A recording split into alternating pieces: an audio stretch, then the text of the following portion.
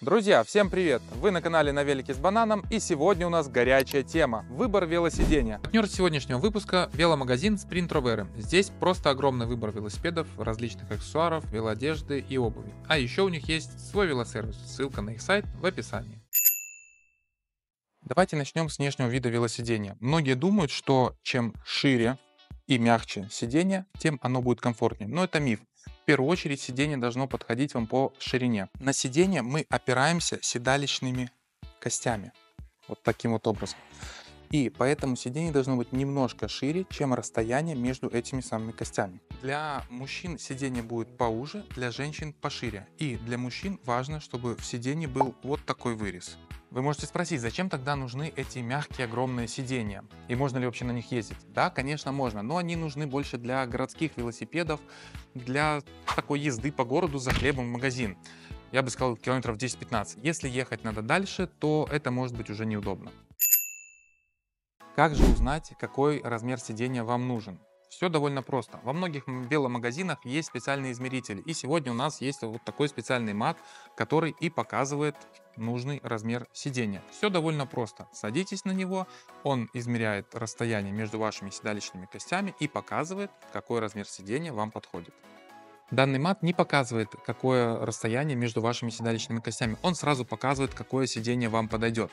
Но общий принцип подбора сидения следующий. Если вы знаете расстояние между своими седалищными костями, допустим, оно 13 сантиметров, прибавляете к нему 1,5-2 сантиметра, это и будет ширина сидения, которое вам подойдет. Есть и другие способы измерить расстояние между вашими седалищными костями. Кто-то советует сесть в песок, кто-то сесть на картонку. Общий смысл в том, чтобы отпечатать впадины от ваших седалищных костей, отметить центры этих впадин и померить между ними расстояние. А потом к этому расстоянию просто прибавить 1,5-2 сантиметра. Это и будет ширина сидения, которая вам подойдет. Все очень просто. После замеров можно перейти к выбору модели сидения. На этом этапе важно взять не первое попавшееся сиденье, а протестировать несколько вариантов. Если в веломагазине, где вы покупаете сиденье, есть такая услуга, то обязательно ею воспользуйтесь. Либо возьмите сиденье у своих друзей, ну или на крайний случай купите его бэушное на какой-нибудь барахолке. Также важно понимать, что ширина сидения это еще не все. Есть еще нюансы. Сиденья бывают разные по мягкости и по посадке. Бывают сиденья для более прямой посадки, например, городские велосипеды, и для более наклонной МТБ, грэвел или шоссейные велосипеды. Поэтому сиденье подбирается еще и под тип велосипеда. Для более вертикальной посадки, допустим, для городских велосипедов, сиденье будет более ровное и плоское. Для велосипедов, таких как грэвел, шоссейные велосипеды, задняя часть сиденья будет немножко приподнята. Что касается мягкости сиденья, то чем мягче сиденье, тем будет, конечно же, комфортнее ездить, но это чревато натираниями кожи на дальних расстояниях. А твердые будут меньше натирать, но сидеть на них будет жестче, что в первых поездках может вызвать болевые ощущения. Но не спешите выбрасывать сиденье, потому что эти ощущения через 2-3 поездки обязательно пройдут. В этом году я сам на себе испытал натирание мягкого сиденья при поездке на 130 километров. Уже прошло 3-4 месяца после этого, однако до сих пор ощущаю последствия той поездки. Так что лучше не повторяйте мой опыт. Напоследок хотелось бы вас немного огорчить.